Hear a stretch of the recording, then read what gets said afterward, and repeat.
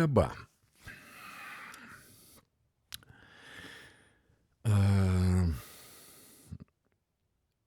Atrodo, kad visi ženklai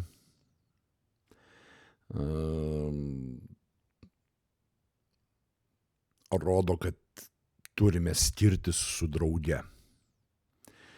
Nebejaučiu nieko pozityvaus santykiuose, tik pažiūrėjęs į bendras nuotraukas suprantu, kaip sunku rasti ryšį ir nenoriu jos prarasti.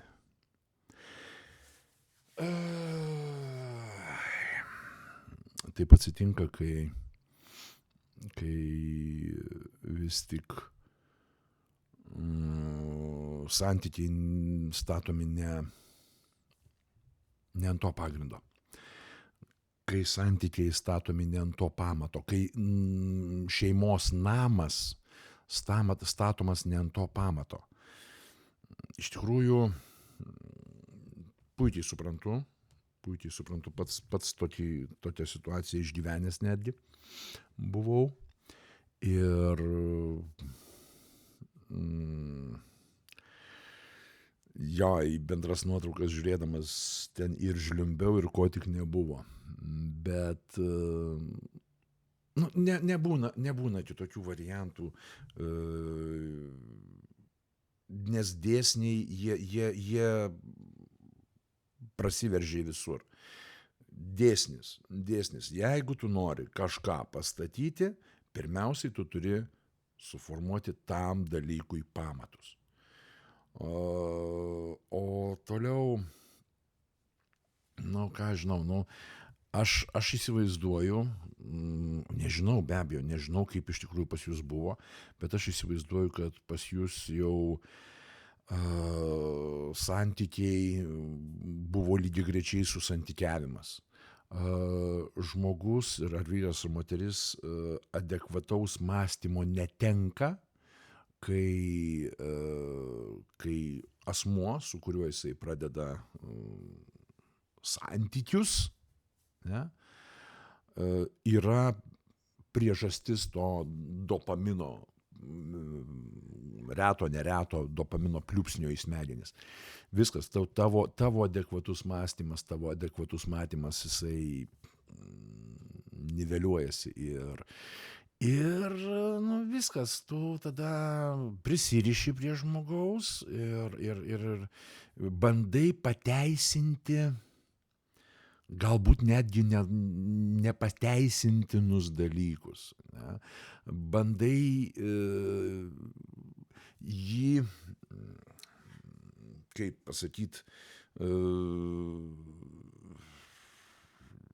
bandai dievinti, nors nėra už ką. Iki tokio lygio. Atrodo, kad esame tarsi priešai. Aš iš tikrųjų labai sužavėtas šito autoriaus, šito posto, nes bičas, kuris bandė domėtis, kaip taisyti santykius, išbandžiausių įvairius bendravimo būdus, bet nieks nepadėjo. Bičas ir stengiasi domėtis įvairius bendravimo būdus. Tu esi superinis vaikinas, tu esi superinis vyras ir galima tik tais pavydėti tai moteriai, kuriai tu pakliūsi. Bet turi sukurti santykius ant normalaus pagrindo. Ir santykių pradžioje neišvengėme sudėtingų temų, pinigai ir kita. Nepavyko ramiai išdiskutuoti. Tai, vėlgi, kad veiktų mokymai, kad veiktų kažkokie įvairūs bendravimo būdai, kad veiktų kažkokios tai bendravimo klišės, ta prasme, kad veiktų santykių remonto būdai, tuo dalyku turi užsiimti abu. Ir jeigu tu tik vienas ten tampysi tas rogutes, tai nieko nebus gero, žinau.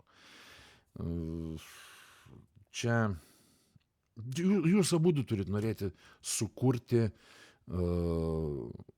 sveiką šeimą. Jūs abudu turit norėti tapti laimingais, padarant laimingų artimą savo. Nu, tai vat, tu laimingų darai ją, ji laimingų daro tave. Jūs turite abudu to norėti. Jeigu to nėra, nu, ne, mažai šansų. Buvom išsiskyrę, bet patyriau labai stiprų stresą ir inicijavau susitaikymą. Visgi atrodo, kad viskas liko taip pat. Taip, kai, suprantate kaip, jeigu padarėte išsiskyrimą, bet susitaikydami jūs grįžot į tą pačią vietą, žodžiu, yra gyvenimo kelias, ne? Ir jūs prieinate prie kažkokios tai vietos, kuri yra pati palankiausia skyrybom. Ne, priėjot prie tos vietos, jūs išsiskyrėt, ne, gyvenot kartu, pabuvot kartu, pabuvot atskirai ir paskui, susitaikom. Jums reikia susitaikant grįžti į pradžią ir bandyti iš naujo viską kurti. O jeigu jūs susitaikot ir grįžtat į tą tašką, kuris buvo palankiausias skyryboms, tai jūs ir būsite, toliau statysite savo namą ant netinkamų pamatų. Reikia sugriauti viską, išardyti tą blogą pamatą ir pradėti kurti santykius iš naujo ant gero pamato. Ir nežinau, dėl to ir yra tas draugavimas, bendravimas be sekso, be lovos geras, nes tada tu turi galimybę pamatyti žmogaus visus veidus. Ne? Tu gali susipažinti su žmogum iš pagrindų, kol neatsitinka lova, nes tada tavo smegenys blaivus, kaip pasakyti, tavo smegenys gebantys blaiviai mąstyti. O jeigu tu nuo to žmogaus gavai jau ten kaifą, ir viskas, ir tau užsideda iš karto akinukai. Tu pats pradedi pateisinti jo netinkamą elgesį. Ir šitoj vietoj, ką žinau, chebra, pirmiausia, pasidarykite normalų pamatą, tada statykit namą. Nes, vėlgi, superinis bachūras rūpinasi santykiais, rūpinasi kaip sukurti šeimą. Aš tikiuosi čia apie šeimą, ne šiaip apie kaip prisijaukinti patelę garo nuleidimui. Jeigu tu eini būtent šeimos kūrimo keliu, tai tavo įgūdžiai, tavo požiūris visai neblogas, tik, reikia tam tikrus taškus susidėlioti. Reikia tam tikras gairės, vertybės susidėlioti tiek tau, tiek jai. Ir bandyt kurt.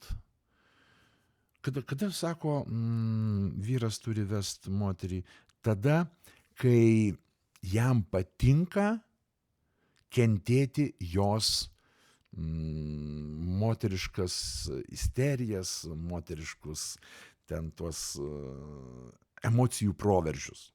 Ne? Kai tau patinka, kaip jinai, kaip jinai moteris, kai tave tai veža, tada tu ją turi vest.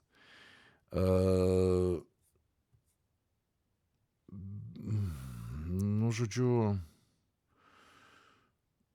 nežinau, nematau iš šito teksto, ar taip yra pas tave, ir Ir ar taip yra pas jus? Jūs abudu turit norėti sėkmės santykiuose. Ne santykiavime, o santykiuose.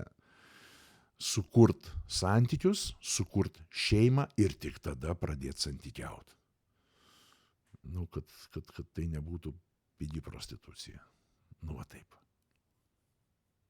Turbūt atsakiau, kiek sugebėjau.